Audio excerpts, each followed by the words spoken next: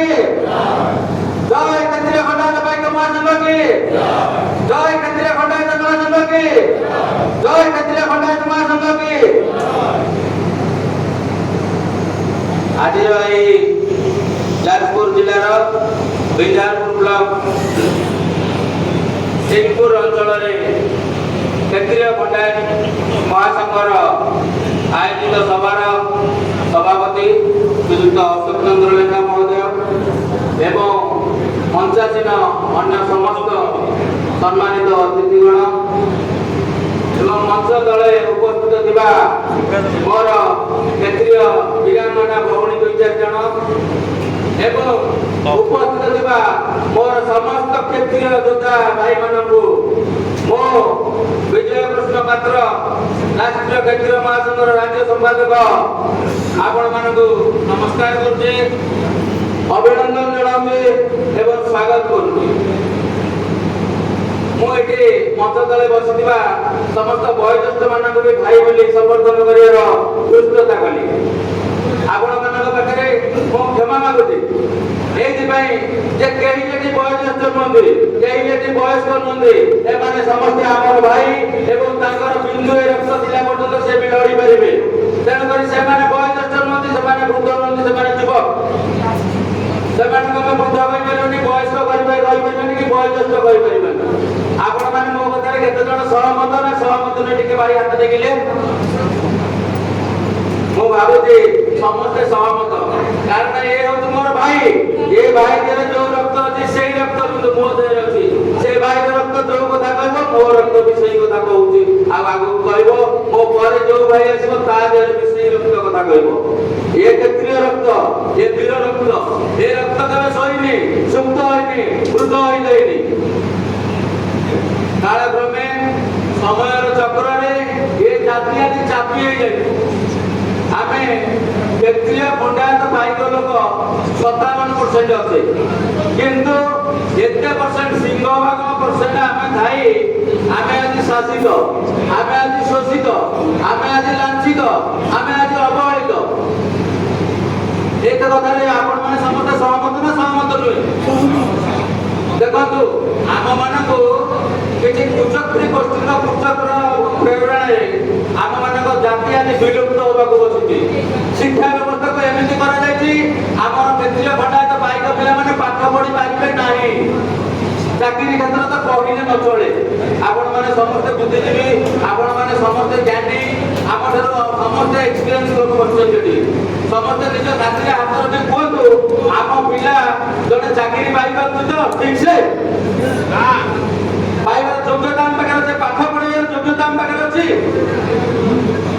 हमर सरकारी स्तर रे जो स्कूल अछि सेंट्रल स्कूल नवोदय विद्यालय एबे ओडिशा सरकार का आदर्श विद्यालय सेतरा हम पिला पढिया पे कि प्रावधान अछि एसी पिला पे अछि एसटी पिला पे अछि लास्ट डेवलप करले ईडब्ल्यूएस पिला होइब अछि आमे जो कोकरे जाउते जेते जण भाई बच्चे कोंतु आम भाई माने केते जण सेंट्रल गवर्नमेंट चाकरी करत सेंट्रल स्कूल का पिला पाठ पढिया पे केते परसेंट चाकरी करत आम क्षेत्रीय खंडायत पाइक अछि कि आम भाई जे व्यवस्था आम पिला माने पाठ पढि बेले से स्कूल रे भारत संविधान कौन कहउछि संविधान 14 धारा कहउछि समस्त समान भारत समस्त नागरिक समस्त समान और समस्त समान अधिकार अछि एठी समानता रहिला शिक्षा क्षेत्र में समानता अछि चाकरी क्षेत्र में समानता अछि ताले कोठी जे संविधान काम कला कोठी समस्त को समान हैला बिला ये संविधान समान आज मु ए सभा माध्यम रे जाजपुर जिलार जिते सब भाई मैंने उपस्थित अच्छा समस्त के मु कहूँ आम भितर जो गुण अच्छे आम भितर जो शक्ति अच्छे आम उपयोग करवा आम प्रयोग करवा आम अधिकार आम छड़े आनिबा आम क्या मागिकी आनिबानी क्षेत्रीय जाति क्या हाथ पताई नहीं केबे भिक्षा मागिनी क्षेत्रीय जाति ता अधिकार को सदाबले साब्यस्त करछि एवं ता अधिकार को सदाबले छड़े आछि केमिति छड़े आनिबा केमिति साब्यस्त करबा आम भितर पूरा पांच भागे आम घर भितर पूरा भाई सहित भाईर संपर्क नहीं अच्छे आम भाई मान ଭାଇର ଭଲ ସମ୍ପର୍କ ଅଛି? ଆମ ଗାଁ ସହିତ ଭଲ ସମ୍ପର୍କ ଅଛି? ଗୋଟେ ନିୟମ ଅଛି ସୋ ଜାତି ପର ହିଂସ୍ରିକ ମା ପେଟରୁ ବଗାଏ। ସେ ନିୟମଟା ଅଲଗା କୋଉ ଜାତିରେ ଥାଉ ନା ନଥାଉ ଆମ ମାନଙ୍କ ପାଖରେ ଭରି ହେଇକି ରହିଛି। ଯଦି ମୋର ଭାଇ କିଏ ଗୋଟେ ଆଗକୁ ଉଠିଗଲା ତାହେଲେ ମତେ ଦେଖିକି ଆଗ ଇଚ୍ଛା ଲାଗୁଛି ଆରେ ସିଏ ଆଗେଇ ଗଲା କେମିତି ପକାନ୍ତା ମୁଁ ଆମକୁ କେହି ସମାଜରେ ରହି ଖାତିର କରିବେନି ତାର ପ୍ରତିହାର ବଢିଯିବ। ଏଇଟା ସତ ନା ସତ ନୁହେଁ ଭାଇ? ଏ କଥାଟା ସତ ନା ସତ ନୁହେଁ? ଟିକେ ଆଖି ଦେଖାଯାଉନି ଭାଇ ମାନେ କ୍ଷମା କରିବେ ମୁଁ କଳା ଚଷମା ଏଇଥିପାଇଁ ମିଳୁଛି ମୋର ଟିକେ ଆଖିର ପ୍ରୋବ୍ଲେମ ଅଛି ଯୋଉଟା କି ମୁଁ ଖରା ବାଜିଲେ ମୋତେ ସନଷ୍ଟ୍ରୋକ୍ ହୁଏ। ତେଣୁକରି ମୋତେ ଡକ୍ଟର କହିଛି କଳା ଚଷମା ପିନ୍ଧିବା ପାଇଁ। ମୁଁ ସେଥିପାଇଁ କହୁଛି କଳା ଚଷମା ପିନ୍ଧିବା କଥା। ଯୋଉ କଳା ଚଷମା ପିନ୍ଧିବା ଦ୍ୱାରା ଆପଣମାନଙ୍କ ଆଖି ସହିତ ମୁଁ ଆଖି ମିଶେଇ ପାରୁନି ସେଥିପାଇଁ ଖୋଲିଲି। ଆପଣମାନେ ମୋ ଆଖିରେ ଆଖି ମିଶେଇ କୁହନ୍ତୁ ଆପଣମାନଙ୍କ ଭିତରେ ଏ ଗୁଣ ଅଛି ନା ନାହିଁ? ଈର୍ଷା, ଅହଙ୍କାର ଏବଂ ଭେଦଭାବ। ବିଶେଷ କରି ଅନ୍ୟମାନଙ୍କ ପାଇଁ ନୁହେଁ ଆମ ଭାଇମାନଙ୍କ ପାଇଁ ଆମ ଜାତି ଭାଇ ପାଇଁ।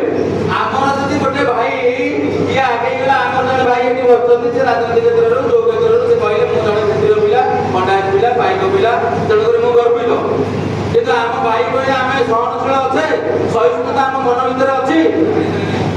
ଏଠି ଆପଣମାନେ ଯେତେ ଜଣ ବସୁଛନ୍ତି ମୋ ସମସ୍ତଙ୍କୁ ଅନୁରୋଧ ଭାବିପାରନ୍ତି ଆହ୍ୱାନ ବି ଭାବିପାରନ୍ତି। ଆମେ କ୍ଷତ୍ରିୟ ଜାତିର ଯେତେ ଜଣ ଅଛେ ଆଜିର ଯୋଉ ଆମର ଅଭାବ ଅନାଟନ କୁହନ୍ତୁ ଯେତେ ଜଣ ଭାଇ ବସୁଛନ୍ତି କେତେ ଜଣଙ୍କର ଆର୍ଥିକ ପରିସ୍ଥିତି ସ୍ୱଚ୍ଛଳ ସେ ବସିକି ଶୋଇକି ବି ଖାଇପାରିବେ? କିଏ କହିପାରିବେ ଖାତା ଦେଇକି? କେହି ନୁହେଁ ଆମେ ମାନେ କେହି ନୁହେଁ। ମୁଁ କହୁଛି 57% କ୍ଷତ୍ରିୟ ଯଦି 100% କ୍ଷତ୍ରିୟ ବି ହୁଅନ୍ତି ସେଥିରୁ ଯଦି 2-3% ଥିବେ ନହେଲେ ଆଉ 97% ଆମେ ସୀମାରେଖା ତଳେ ଅଛୁ। ଆଜିର ଏଇ ବ୍ୟସ୍ତବହୁଳ ଅଭାବ ଅନାଟନ ସମୟ ଭିତରେ ଆପଣମାନେ ଏ ଜାତି ପାଇଁ କିଛି ସମୟ କାଢିଥିବାରୁ ମୁଁ ଆପଣମାନଙ୍କୁ ନମସ୍ୟ ମୁଁ ଆପଣଙ୍କୁ ସାଧୁବାଦ ଜଣାଉଛି। ଆପଣମାନଙ୍କ ମନ ଭିତରେ ଅଛି ଯେ ମୋ ଜାତି ପାଇଁ ଯେ ମୋ ଭବିଷ୍ୟତ ପିଢ଼ି ପାଇଁ କି ମୋ ସମାଜ ପାଇଁ କିଛି କରିବି। ତେଣୁକରି ଆପଣମାନେ ସମସ୍ତେ ପୂଜ୍ୟ ଆପଣମାନେ ସମସ୍ତେ ଅଗ୍ରାଧିକାରର ଯୋଗ୍ୟ। ଆପଣମାନେ ଯେତେ ଜଣ ଅଛନ୍ତି ଆପଣମାନେ ସମସ୍ତେ ମୋ ପାଇଁ ଜଣେ ଜଣେ ଲିଡର। ଆପଣମାନେ ସମସ୍ତେ ମୋ ପାଇଁ ଜଣେ ଜଣେ ନେତା। ଆପଣମାନଙ୍କ ଠାରୁ ହିଁ ପରିବର୍ତ୍ତନ ଆରମ୍ଭ ହେବ। ଆପଣମାନେ ହିଁ ପରିବର୍ତ୍ତନର ସ୍ରୋତ ପରିବର୍ତ୍ତନ କ୍ଷେତ୍ର ବିନ୍ଦୁକୁ ଆରମ୍ଭ କିନ୍ତୁ ହେବେ। ଆପଣମାନଙ୍କ ଠାରୁ ଏଇ ଯାଜପୁର ଜିଲ୍ଲାରୁ ଆରମ୍ଭ ହେବ। ଯୋଉ କ୍ଷେତ୍ରରେ ଦେଖନ୍ତୁ ଯାଜପୁର ଜିଲ୍ଲା ସଦାବେଳେ ଆଗୁଆ ଏବଂ 1 ନମ୍ବର। ମୁଁ ତା ଭିତରୁ କହିବାକୁ ଚାହୁଁନି ରାଜନୀତି କ୍ଷେତ୍ରଠୁ ଆରମ୍ଭ କରି ଆପଣ ଯୋଉ କ୍ଷେତ୍ରରେ ଦେଖନ୍ତୁ ଶିକ୍ଷା କ୍ଷେତ୍ରରେ ବି ଦେଖନ୍ତୁ ଯାଜପୁର ଜିଲ୍ଲା ଗୋଟେ ଟାଇମରେ ରାଜଧାନୀ ଥିଲା ଓଡ଼ିଶା ଥିଲା ନା ନଥିଲା? ଯାଜପୁର ଜିଲ୍ଲା ଆଜି ଯାଜପୁର ଜିଲ୍ଲା କୋଉ ଅବସ୍ଥାରେ ଅଛି ଆପଣମାନେ କୁହନ୍ତୁ? କାହିଁକି ଆମେ ଅବହେଳାରେ ରହିବା? କାହିଁକି ଆମେ ଅବହେଳାରେ ରହିବା? ଏ ପ୍ରଶ୍ନ ଯେପର୍ଯ୍ୟନ୍ତ ଆମ ମନ ଭିତରକୁ ନ ଆସିଛି ସେ ପର୍ଯ୍ୟନ୍ତ ଆମେ ଆଗେଇ ପାରିବା ନାହିଁ। ଏଇଟା ଠିକ ନା ଭୁଲ? ଆପଣମାନେ ସମସ୍ତେ ଯେତେ ଭାଇମାନେ ସମସ୍ତେ ଏକାଠି ହେଇଛନ୍ତି ସମସ୍ତେ ଆଜି ଗୋଟେ ପଣ କରନ୍ତୁ ପ୍ରତିଜ୍ଞା କରନ୍ତୁ ମନ ଭିତରୁ ମୁଁ ଅହଙ୍କାର ଭାବ ଛାଡ଼ିଦେବି। ମନ ଭିତରୁ ମୁଁ ଯୋଉ ଅହଙ୍କାର ଆମ ଜାତିର ଯୋଉ ଗୋଟେ ଗୁଣ ଯୋଉ ଗୋଟେ ଗପ ଆମ ଭିତରେ ଯୋଉ ଗୋଟେ ଅହଙ୍କାର ଭରି ହେଇକି ରହିଛି ସେ ଅହଙ୍କାରକୁ ମୁଁ ତ୍ୟାଗ କରିବି। ମୋ ଜାତି ପାଇଁ ମୋ ସମାଜ ପାଇଁ ମୁଁ କାମ କରିବି। ସେ ଗୋଡ଼ ଧରିବାକୁ କହିଲେ ବି ମୋ ଭାଇ ଯଦି ଗୋଟେ ଆସୁନି ମୋ ଜାତି ଭାଇ ତା ଗୋଡ଼ ଧରିବାକୁ କହିଲେ ମୁଁ ତା ଗୋଡ଼ ଧରିକି ଆଣିବି। ଭାଇ ତୁ ମୋ ଜାତି ତୁ ମୋ ଭାଇ ସମସ୍ତେ ମିଳିମିଶି କାମ କରିବା ଆମ ଜାତି କେମିତି ଆଗକୁ ଯିବ। ସ୍ୱାଧୀନତାରୁ 75 ବର୍ଷ ହେଇଗଲାଣି। 100 ବର୍ଷ ବିତିଗଲେ ବି ଆମେ ଯୋଉଠି ଅଛେ ସେଇଠି ଥିବା। ଯଦି ଏଇ କଥା ଏଇ ଯୋଉ ଆନ୍ଦୋଳନ ଆମେ ସୃଷ୍ଟି କରିବାକୁ ଚେଷ୍ଟା କରୁଛେ ଯଦି ଆମ ପୂର୍ବ ପିଢ଼ି ଚିନ୍ତା କରିଥାନ୍ତେ ତାହେଲେ ଆମେ କଣ ଆଜି ଏ ଅବସ୍ଥାରେ ଥାନ୍ତେ? ଆମେ ମାନେ ଯଦି ଯେତେଜଣ ବୟସ୍କ ରହିଗଲେଣି ସେମାନେ ଯଦି ଭାବେ ମୋର କଣ ଆଉ ଦେଖିଲା ମୋ କାଳ ବଳିବ ମୋର କଣ ଯୁବକ ମାନେ କଣ ଚିନ୍ତା କରୁଛନ୍ତି? ହଁ ସେମାନେ କରନ୍ତୁ ମୋ ପାଖରେ ସମୟ ପାଇଁ। ଆଉ କେତେ ଜଣ ଚିନ୍ତା କରନ୍ତି ହଁ ଏସବୁ କେତେ ପକେଇବେ ମୁଁ ଏ ଓଲଟେଇ ଏଇ ଭଳିଆ ଚିନ୍ତାଧାରା ନେଇକି ଆମେ ମାନେ ରହିଯାଉଛେ। କିନ୍ତୁ ମୋର ଗୋଟେ ଅନୁରୋଧ ଆପଣମାନେ ଯେତେ ଜଣ ଅଛନ୍ତି ଏଇଭଳିଆ ଚିନ୍ତାଧାରା ମନ ଭିତରୁ କାଢି ଦିଅନ୍ତୁ। ପରିବର୍ତ୍ତନ ଆରମ୍ଭ ମୁଁ ହିଁ ପରିବର୍ତ୍ତନ କରିବି। ଭାବନ୍ତୁ ମୁଁ ଗୋଟିଏ ଲୋକ ମୋ ନିଜକୁ ପରିବର୍ତ୍ତନ କରିବି ମୋ ଜାତି ପାଇଁ କାମ କରିବି। ଯଦି ମୁଁ କାମ କଲି ଯୋଉ କଥା ଆମର ପୂର୍ବତନ ରାଷ୍ଟ୍ରପତି କହିଥିଲେ ୟୁରୋପିଆନ ୟୁନିୟନରେ ଯେତେବେଳେ ତାଙ୍କୁ ଡକାଯାଇଥିଲା ଅବଦୁଲ କଲାମଙ୍କୁ ସେ ଗୋଟେ ଇଂଲିଶରେ କହିଥିଲେ ଆମ ଚରିତ୍ରକୁ ଆମେ ପରିବର୍ତ୍ତନ କରିବା।